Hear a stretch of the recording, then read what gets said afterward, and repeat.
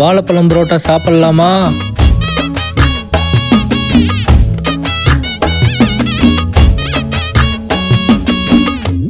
அட ஆடியா?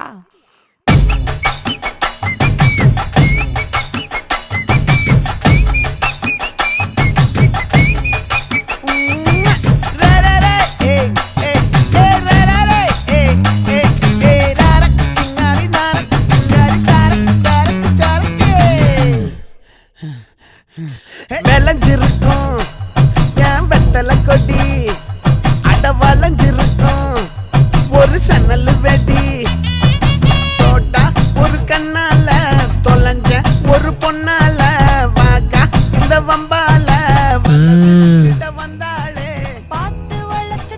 வேற லெவலுங்க. தேனு மாதிரி உள்ள போகுதுங்க. வாழைப்பழம் புரோட்டா வேற லெவல்.